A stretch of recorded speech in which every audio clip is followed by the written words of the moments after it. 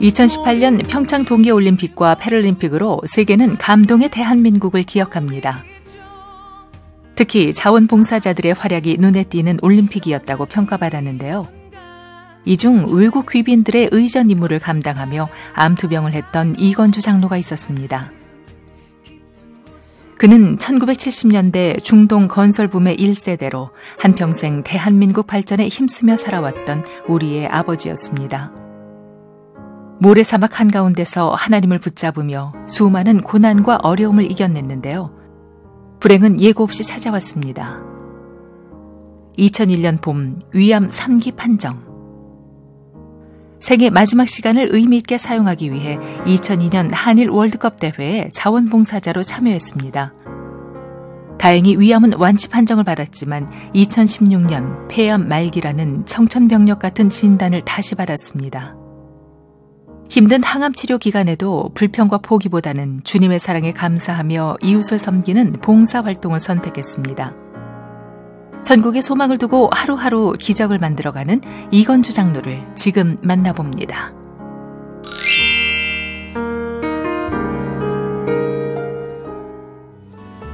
여러분 안녕하십니까? 새롭게 하소서 김학중 목사입니다. 안녕하세요. 김정아입니다. 네, 오늘 새롭게 하소서에서 저희가 만날 손님은요. 딱 뵈는 순간 네. 미소가 아름다운 분이다. 맞습니다. 이런 생각이 네. 듭니다. 그런데 이분에게는 삶의 철학이 있으세요. 오늘 하루를 이 땅에서 가장 행복하게 또 후회하지 않게 살고 싶습니다. 이런 마음으로 하루하루를 정말 의미 있게 네. 보람되게 살아가시는 귀한 분입니다. 이건주 장로님 나오셨는데 인사 나누겠습니다. 장로님 안녕하세요. 안녕하세요. 네. 안녕하세요. 우리 시청자분들께 인사 한번 하실까요? 카메라 보시고요. 네. 네. 저는 드리밍 엘더. 네. 꿈꾸는 노인이라고 제가 얘기를 합니다. 그 꿈꾸는 성경에 나오는 꿈꾸는 네. 늙은이 하면은 좀 네. 어감이 안 좋아서. 네, 네. 꿈꾸는 노인. 네. 이제 나이 들어가지고 네. 아직도 꿈을 꾸고 있는 네. 철없는 노인입니다. 감사합니다. 네. 아니 올해 연세가 어떻게 되세요, 장로님? 70세 됐습니다. 네. 야. 아니, 근데 젊어 보이세요. 50대 같으신데. 그러니까요. 네. 감사합니다. 너무 많이 들으시니까 별로 너무 놀라지 않으세요. 올리지 마세요. 아니, 우리 이건주 네. 장로님께서는 네. 자원봉사의 달인이라고 할 만큼 정말 자원봉사를 많이 하신다고 들었어요. 소문이 여기까지 있었습니다. 네, 감사합니다. 네, 그 특별한 예로 또 얼마 전에 평창 올림픽에서도 자원봉사로 일하시고 또 네. 패럴림픽에서도 자원봉사로 활동을 네. 하셨어요. 어떤 일들을 좀 하신 거예요? 저는 인천공항에서 네. 저희 나라를 찾아주시는 귀빈들을 비행기까지 나가서 모셔서 이제 안내를 해드리는 네. 그런 의전 일을 맡아서 했습니다. 네. 아니 첫인상은 저희가 딱 보니까 뭐 너무 좋으시고. 아유, 그렇죠. 네. 네. 그리고 이제 세계 VIP들이 오시면 나가서 이렇게 이제 맞이하시는데 네. 어떻게 그런 것들을 다 갖추실 만큼의 삶을 살아오신 건지 경험이 있으신 거예요? 네, 감사하게도 제가 그 77년도부터 해외 건설업에 해외 나가서 근무를 했습니다. 네. 해외 영업도 하고, 그 다음에 해외에서 지사장 노릇도 하고, 그 다음에 해외 현지회사 사장까지 하면서, 또 그 다음에 한인 회장도 하고, 네. 그런 대외적인 업무를 좀 많이 해왔기 때문에, 또 해외에서 살다 보니까 이제 여러 나라 여행도 다니고, 그래서 어느 나라에서 손님이 오셔도 관계되는 화제를 꺼내가지고 그러네요. 부드럽게 아이스 브레이킹을 할 수가 있습니다. 저희가 봤을 때는 정말 아까 말씀하셨듯이 50대에 정말 건강해 보이시는데 몸이 조금 아프시다는 이야기를 들었어요. 지금, 어디가 좀 안 좋으신 건가요? 제가 2016년도 7월 달에 폐암 4기 진단을 받았습니다. 그래가지고 지금 그 당시에 뭐 다른 선택이 없었고 이렇게 말기에서는 이제 수술도 안 되고 네. 그래가지고 이제 신약의 임상을 하게 됐습니다. 그래서 지금 새로 나온 신약으로 임상을 받고 있습니다. 네. 건강하면야 뭐 할 수 있지만 그렇죠. 몸이 안 좋으신 상태에서 자원봉사 하기가 쉽지 않았을 것 같은데 이렇게 자원봉사를 하시려고 하는 어떤 계기가 있었을 것 같아요. 왜 자원봉사를 하십니까? 이렇게 질문을 많이 받으실 것 같아요. 네, 제가 대기업에서 직장 생활을 하면서 특히 해외에서 오래 있다 보니까 사실 바쁘게 지내왔습니다. 그래서 신앙생활도 제대로 못하고 바쁘게 지내다가 2001년도에 이제 제가 본사에서 근무를 하고 있을 때인데 이제 자녀들 다 키워놓고 공부 거의 시켜놓고 이제 해외에서 오래 근무해가지고 국내 들어와서 이제 좀 편하게 지내려고 그러는데 위암 3기 진단을 받았습니다. 그래가지고 빠르면 6개월 아주 희망적으로 봐서 2년을 여명을 얘기를 해주셨어요. 네. 그때 이제 다 내려놓고 이제 버킷리스트를 만들어서 삶을 정리할 준비를 하고 있었는데 마침 그 4월 달에 퇴원하자마자 동사무소 갔더니 월드컵 자원봉사자 모집 공고가 붙었더라고요. 2002년 월드컵. 2001년도에 이제 그러니까, 모집을 했죠. 네. 네. 그 월드컵이 네. 2002년도에 열릴 때니까. 그래가지고 보니까 내가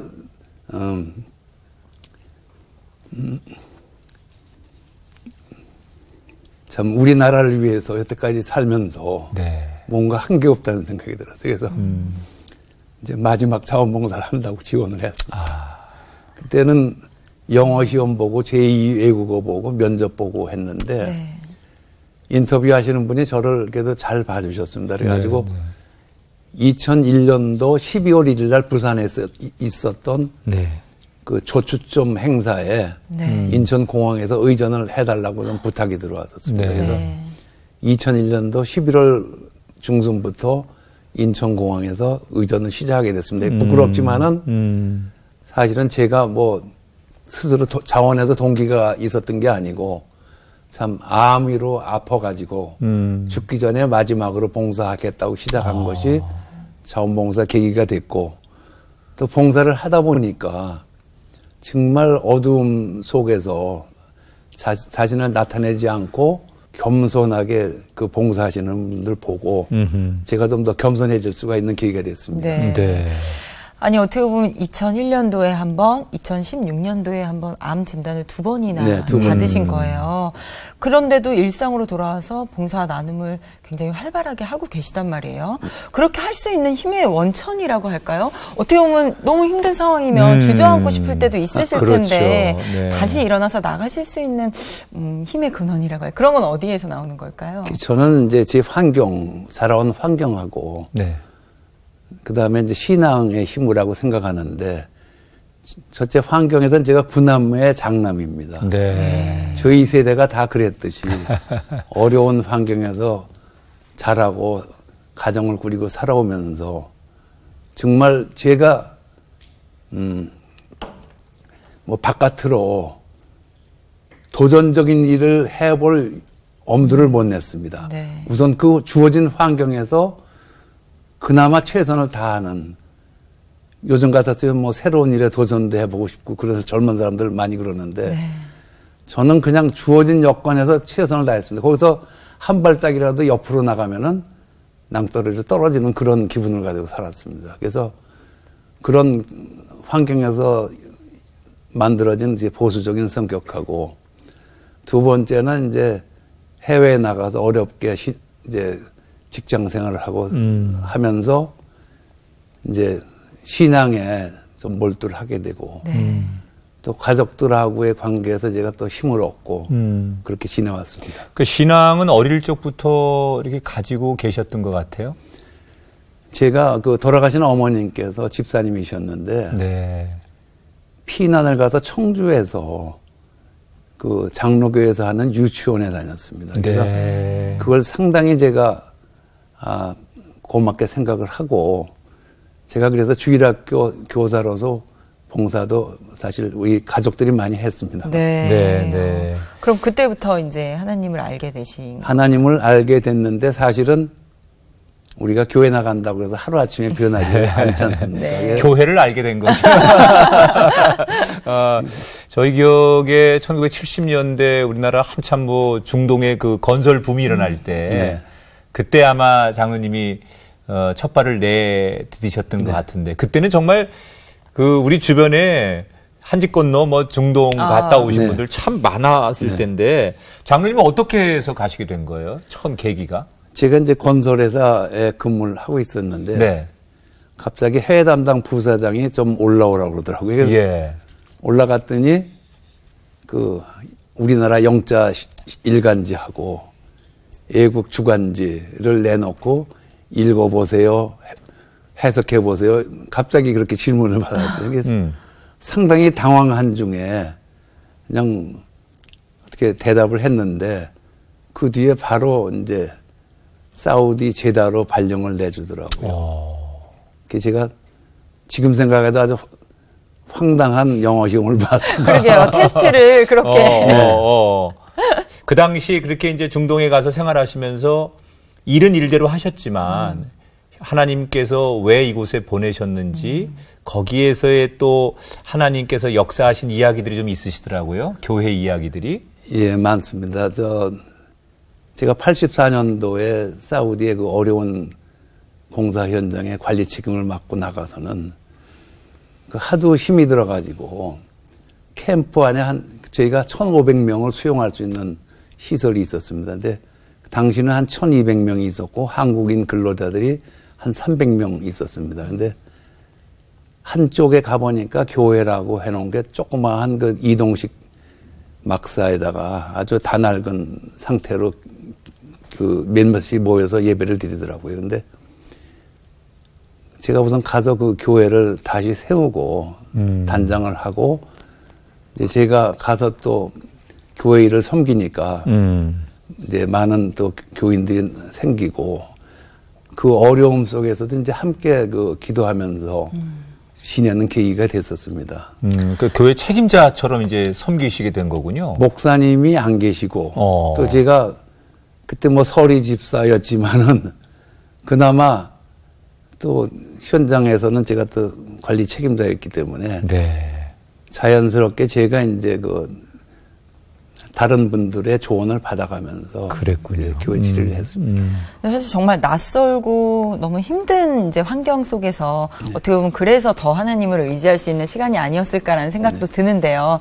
아니, 저희가 듣기로는 당시 그 장로님의 사역과 섬김이 그 소식들이 사우디에서 이라크까지 전해졌다는 이야기가 이건 어떤 얘기인가요?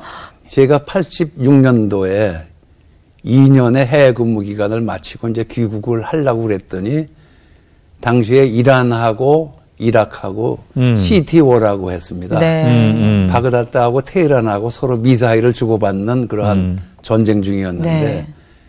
그 지사장으로 아무도 안 가려고 그렇죠. 하는 상황에서 저를 이제 가달라고 회사에서 요구를 했었습니다. 그래서 저도 버티다가 할 수 없이 이제 갔었습니다. 그게 회사에서는 근데 아내를 사장이 불러가지고 회사를 불러가지고 같이 나가서 좀 수고 좀 해달라고 해서 집사람까지 밀어내고 네. 그런 상황에서 이제 이라크를 갔더니 그 한인연합교회라고 바그다드에 있었는데 저보다 한 달 먼저 오셨던 사우디에 계시던 목사님이 와 계시더라고요. 그래서 같이 신앙생활 잘하겠다고 이제 반갑게 인사까지 했는데 제가 가고 일주일 만에 그 목사님이 그 이라크 전역에 8개의 현장교회가 있었습니다. 네. 그야말로 동서남북으로 있었는데 거기를 현장교회를 방문하시느냐고 바그다드에서 동서남북으로 이제 차를 가지고 다니시니까 미국의 스파이 아니냐 하고 정보부에서 이제 그 정보가 들어왔습니다. 조심하라는 정보가 들어와가지고 바로 당장 피하라고 이웃에서 연락이 와서 그날 밤 비행기가 마침 있어서 타고 귀국을 하셨는데 그 다음날 그 교회에서 아주 기둥 역할을 하던 집사님이 이제 그 목사님을 비자를 마련해서 초청을 하셨거든요. 그 집사님을 대신 잡아가서 90일 동안 아주 어려움을 많이 겪으셨어요. 그 교회가 목사님 갑자기 귀국하시고 집사님도 구속이 되고 참 어려운 상황이 됐는데 그때 이제 제가 간지 얼마 안 됐고 그때 이제 제 얘기가 이제 건설회사 통해 가지고 사우디에서 있는 건설회사들이 많으니까 또 같이 제가 그 현장교회에서 같이 예배를 드리면서 목사님이 안 계시기 때문에 제가 이제 준비를 해서 교우들을 버스로 태우고 시내에 있는 교민들이 예배를 드리는 목사님이 계시는 한인교회 가서 예배를 여러 번 드렸습니다. 돌아보면은 제가 사우디에서 네. 그 현장교회 어려운 중에도 캠프에다 골방을 차리고 기도하고 영어 성경 제가 신약을 또 필사하기도 하면서 네. 그때 신앙에 매달렸던 거는 저를 위한 저의 바램을 이루기 위한 믿음이었고 그 다음에 이제 그 이락에 가서 역시 초신자고 그 살벌한 상황이 됐지 않습니까? 네. 그 상황에서도 저도 참 그 재직회장과 그 다음에 이락에 있는 현장 교회들의 연합체를 만드셨어요. 그 목사님이. 네. 그 회장이라는 제1라크 한인교회 연합회 회장. 이야. 참으로 어마어마한 그런 연합회장, 일반 네. 회장도 아니고. 그러한 직임까지도 맡게 됐습니다. 네. 그걸 수락을 하신 거예요. 아니죠. 전 그런 얘기를 듣고 일부러 참석해서 적극 반대를 했는데 네. 네. 그냥 통과시키더라고요. 그래서 네. 그다음부터는 제가 좀 꾀를 부렸습니다. 이게 소극적으로 좀 빼자 그 생각을 했는데 어느 날 저한테 강한 그 체험을 주셔가지고 네. 그때가 이제 88년 4월 4일이었습니다. 현장에 가는 길인데 현장 근처 다 갔는데 오른쪽에 애들이 두 개 서 있었어요. 네.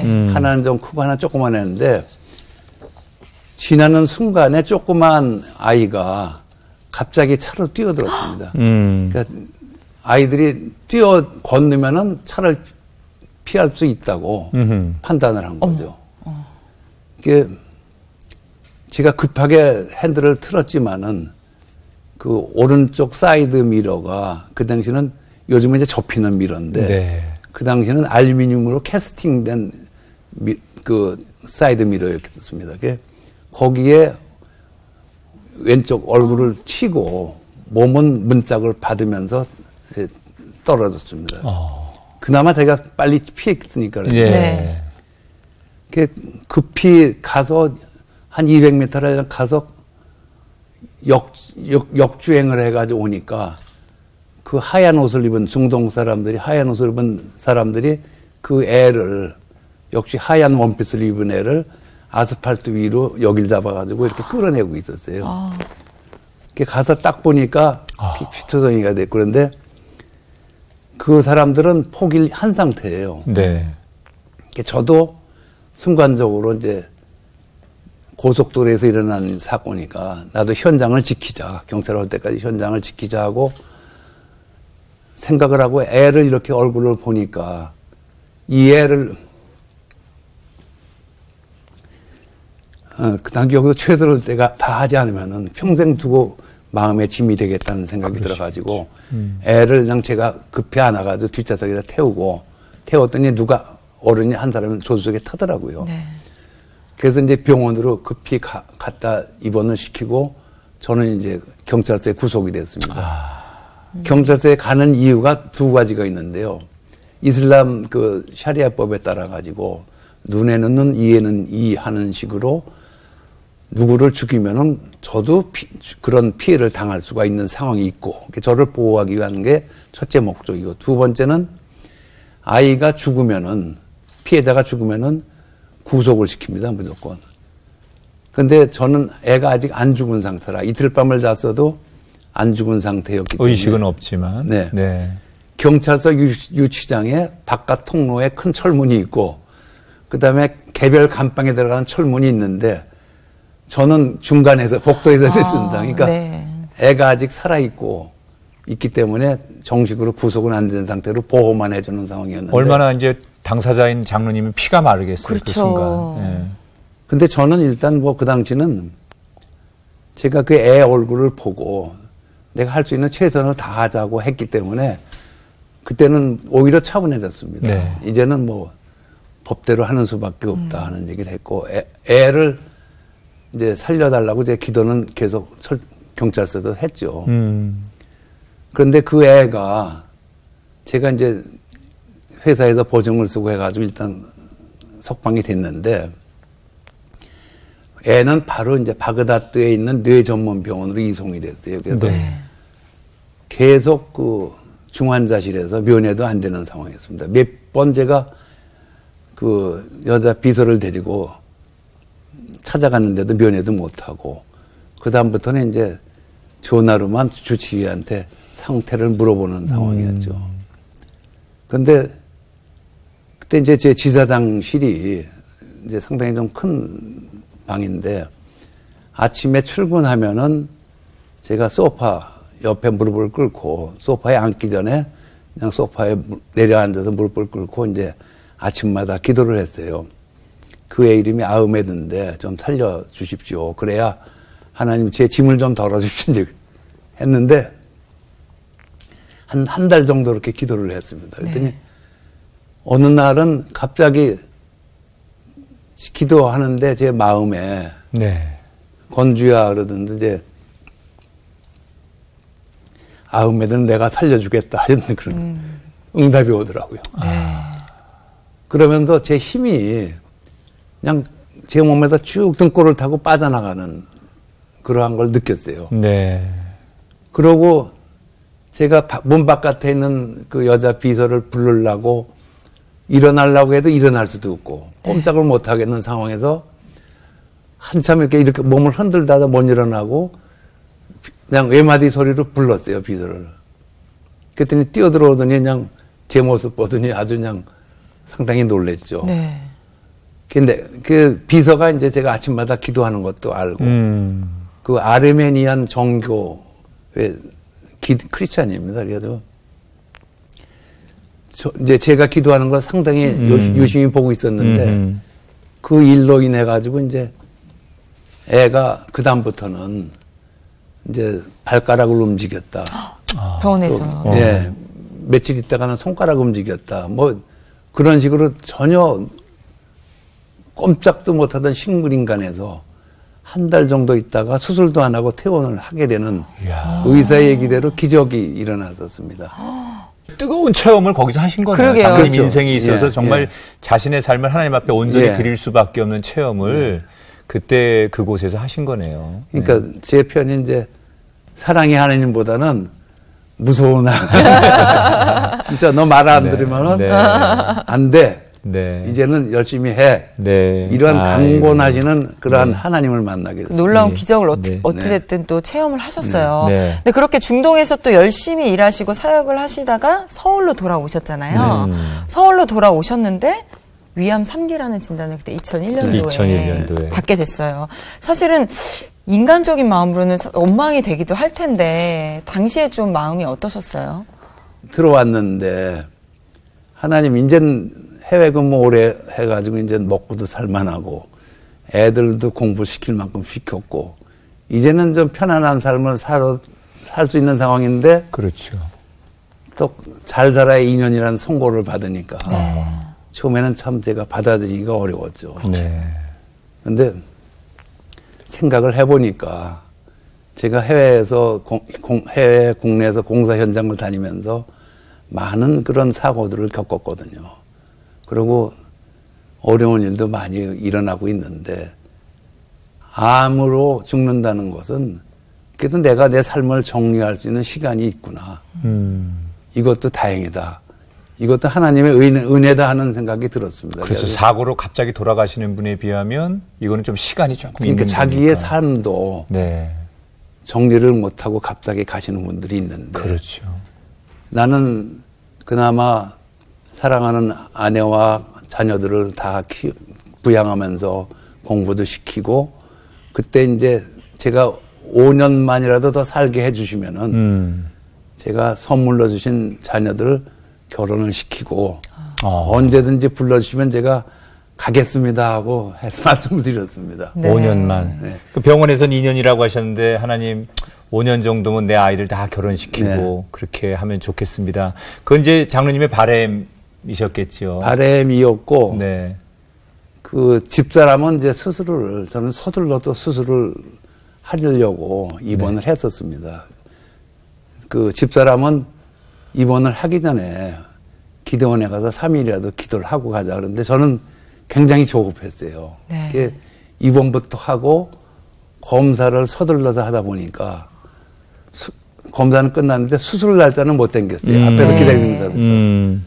그래가지고 입원실을 놔두고 기도원에 3일 동안 가서 기도를 하고 왔습니다. 네. 근데 그 중에 저한테 갈라디아서 2장 20절 말씀을 제가 받았습니다. 이제 그래서 제가 암으로 교통사고로 인해 가진 아버지 같은 하나님을 만났고 내 병으로 인해 가진 어머니 네. 같은 하나님을 만났다. 진짜 사랑으로 나를 인도하시는 하나님을 만났다. 인생의 고비고비마다 정말 아버지 같은 하나님, 때로는 푸근한 어머니 같은 하나님을 장로님 만나셨어요. 그런데 장로님에게는 또 자녀를 둔 아버지이시잖아요. 그래서 그 인생의 막다른 골목에서도 하나님 내 자녀들 내가 결혼까지는 시킬 수 있도록 생명을 연장해 주세요. 그리고 간절히 기도하셨는데 3남매를 두신 걸로 알고 있습니다. 네, 자녀들 결혼을 다 시키셨는지요? 네, 맨 위가 딸인데 그 사위가 지금 미국에서 목회를 하면서 협동 목회를 하면서 미국의 그 남침내 신약대학교에 교수를 하고 있습니다. 네. 딸은 거기서 이제 상담학 박사 과정을 하고 있고 그 다음에 이제 큰 아들은 여기 김포에서 같이 있습니다. 근처에 있고 막내는 2008년도에 유학 중에 이제 사고로 소천을 먼저 했습니다. 막내 아들. 네, 제가 아들을 먼저 보냈습니다. 사실 자녀를 먼저 보내는 건 정말 가슴에 묻는다라고 이야기할 정도로 참 마음이 많이 아프셨을 텐데 그런 상황을 또 겪고 나셔서 아픈 몸을 이끌고 다시 카타르를 향하셨어요. 특별한 이유가 있으셨나요? 굉장히 부끄럽지만은 5년만 더 살게 해주시면은 하고 제가 조건을 붙이고 기도를 했는데 2011년도 수술 받은 지 10년이 지나고 나니까 지난 세월이 아깝더라고요.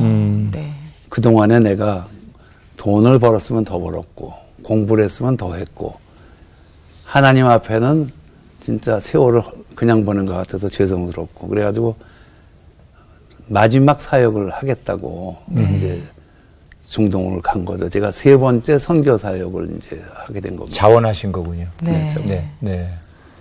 근데 그 전에 이제 제가 또 중동을 향한 간증이 그 이락에 있을 때 제 비서로 있던 그 아르메니안 마리나가 제가 바그다드에서 이제 전쟁이 나고 인질로 잡혀 있었습니다. 저는 네. 다른 근로자들은 다 보내고 회사에 저 혼자 남았었어요. 왜냐하면 쿠웨이트에 있었던 외국인들은 휴먼 쉴드라고 해가지고 인간 방패 해가지고 이라크의 그 산업 요충지, 전략 요충지에다가 거기서 세웠거든요. 그러니까 거길 예를 들어서 발전소를 때리면은 이제 그 인질들이 같이 희생을 당하는. 근데 이라크에 있던 외국인들은 이 바그다드 안에서는 자유를 줬습니다. 그러고 외국인 회사 책임자 한 사람씩은 내보내질 않았어요.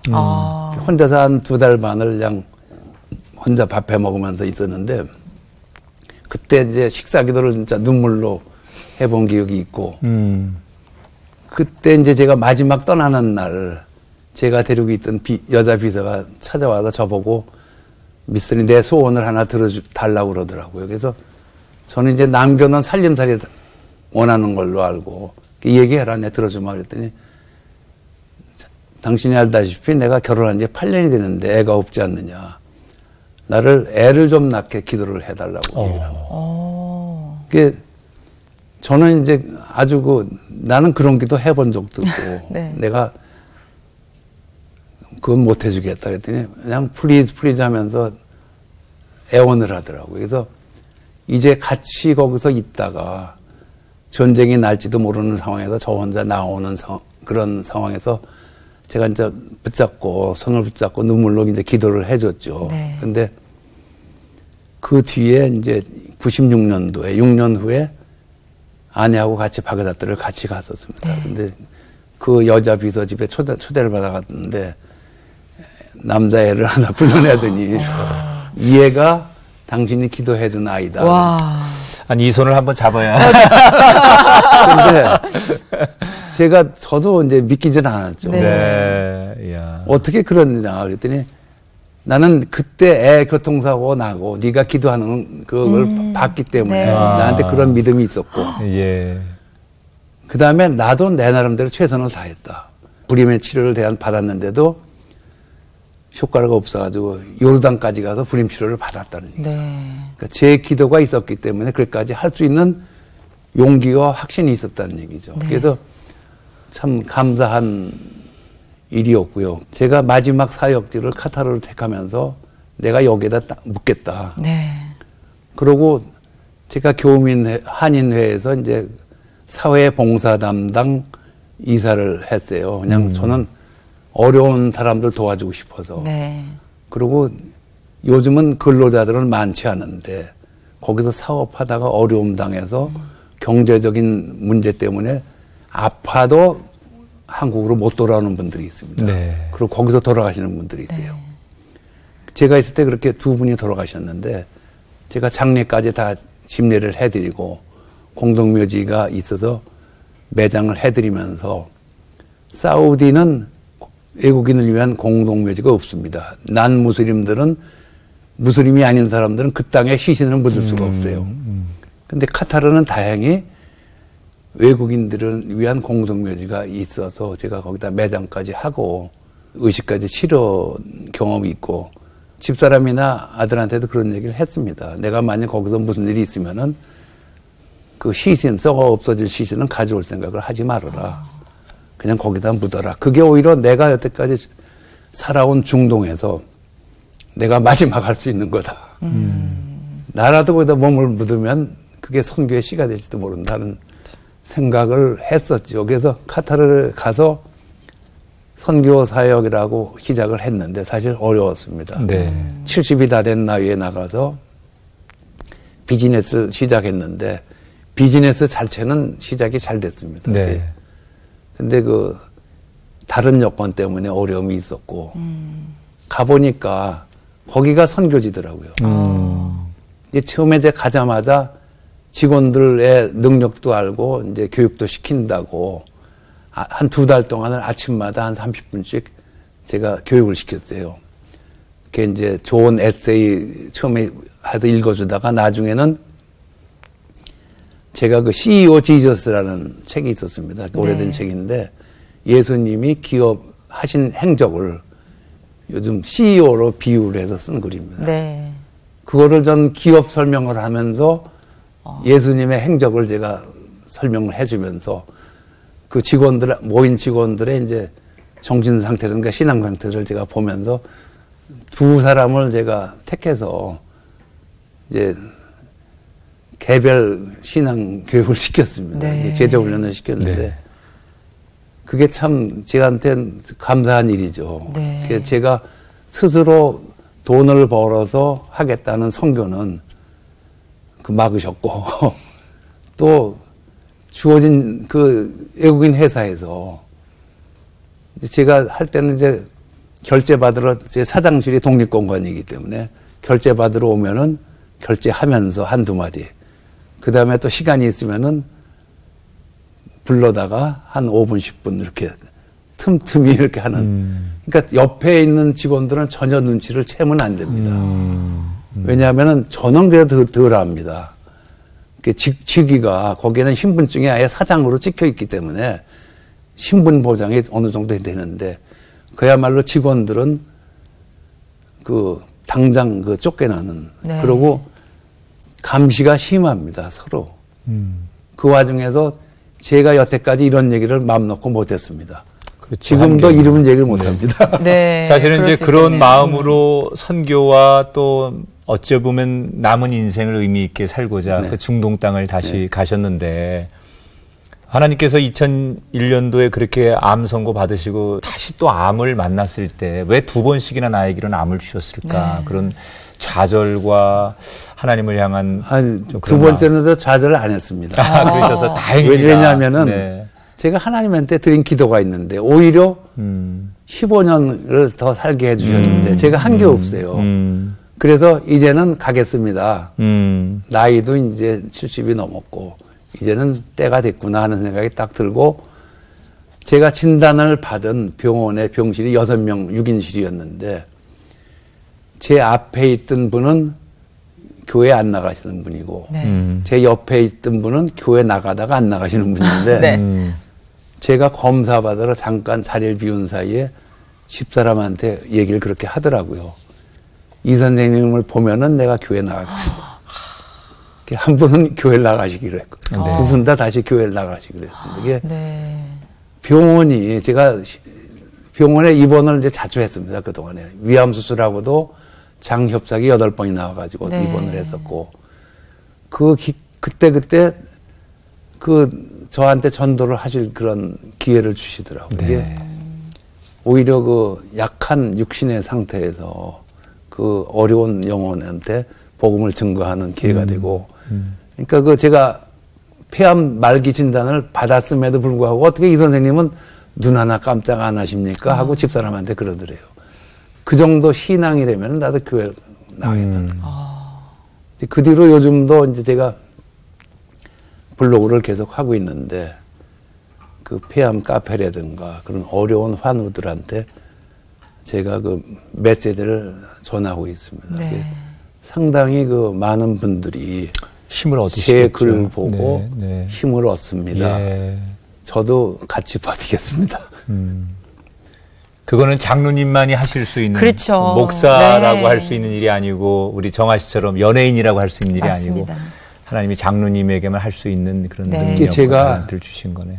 이제 나이 들고 병 들고 그다음에 카타르에서도 이제 자리가 잡혀서 돈을 벌만 하니까 또 이렇게 된 거예요. 그러니까 네.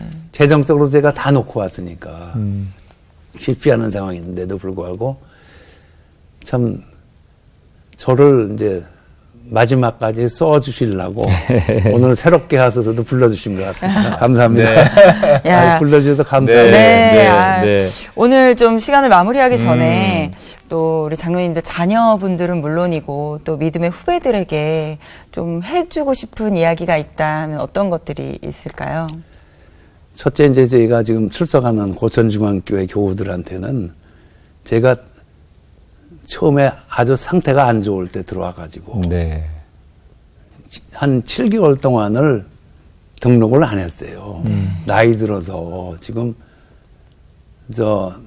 등록을 한다는 거는 정말 막말로 장례나 치러달라는 것 같은 제가 기분이 들었습니다. 그래서 등록을 안 하고 다녔는데 목사님하고 교우들이 이제 권유를 해서 이제 등록을 하고 지금 명예 장로로 지금 섬기고 있습니다. 그래서 참 고맙다는 말씀을 드리고 두 번째로는 이제 그 후배 교우들한테는 전하고 싶은 얘기는 제 삶의 과정을 보면은 다 깊은 골짜기도 있었고 높은 산도 있었고 그거는 예수를 믿거나 안 믿거나 다 우리가 넘고 건너야 될 것들이거든요.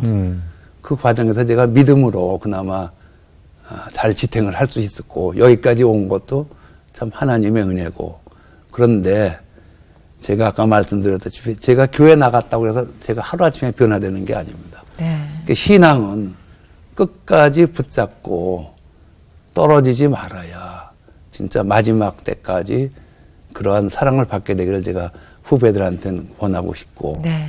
그다음에 저희 자녀들한테도 제가 이런 기회를 통해서 한번 말씀드리면 참 아버지로서 제가 아까 말씀드렸다시피 어려운 환경에서 가정을 이루고 살다 보니까 진짜 자녀들한테 따뜻한 아빠로서의 역할을 잘 못했습니다. 큰아들이 23살에 군대를 가게 됐는데 그때 따져보니까 저하고 산 횟수가 7년밖에 안 되더라고요.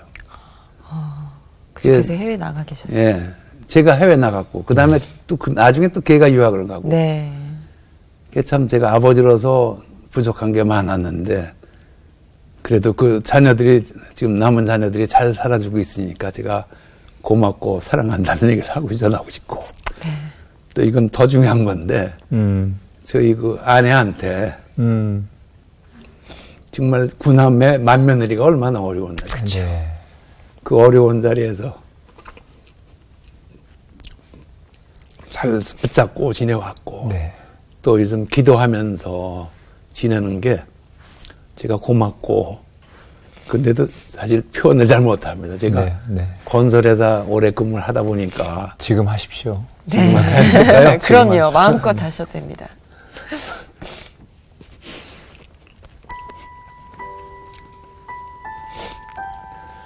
여보 고마워. 우리 남은 날 열심히 잘 살아가자고. 어저께도 저한테 사랑한다 소리 안 해준다고. 아우, 여자들은 해주셔야 돼요. 표현해 주셔야 근데 돼요. 사실은 남자들한테 네. 저는 어떤 때 그런 얘기 하려면 속 보이는 것 같아요. 네, 네. 아니 뭐 오늘 이제 여한 없이 그동안 밀린 숙제 다 하신 거니까. 네. 사실 오늘 아내 되시는 권사님이 지금 방청석에 나와 네. 계신데 같이 지금 눈물로 아마 진한 그런 마음의 교감 이런 것들 나누시는 그런 시간. 아마 많은 분들이 오늘 이건주 장로님 얘기 들으면서 다 걱정이 없는 사람이 없습니다.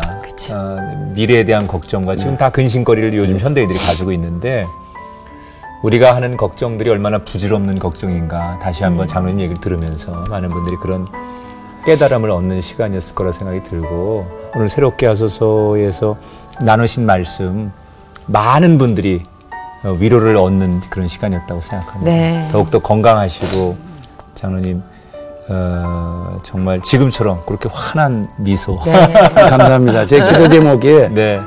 마지막 때까지 네. 진짜 제가 감사하면서 네. 하나님 앞에 서기를 기도하고 네. 있습니다. 네. 딱 보기에는 뭐 전혀 네. 병색이 없어 보이시는 분인데 그렇게 정말 아픔 없이 천국에서 만날 수 있는 장로님 되길 저희도 기도하겠습니다. 더 건강하시고 감사합니다. 힘내시고 예. 평안하시길 바랍니다. 고맙습니다, 장로님. 고맙습니다. 수고하셨습니다. 감사합니다. 네. 아이, 장로님. 아, 장로님 너무. 네. 네. 목사님 우리 정아 씨하고도 악수 한번 네. 하시고. 네. 영광입니다. 아, 뭐, 아닙니다. 그래도 저 제가 하시고 영광. 싶은 얘기 많이 다 잘 나누신 것 같아요, 오늘. 저는 좀 더 많은 사람들한테 네. 나가서 이런 사모님. 말씀을 나누고 아, 싶습니다. 아이고, 권사님. 어떻게 잘하셨죠? 장로님. 저는 다른 마음은 지워주시고 네. 하나님 나타내시고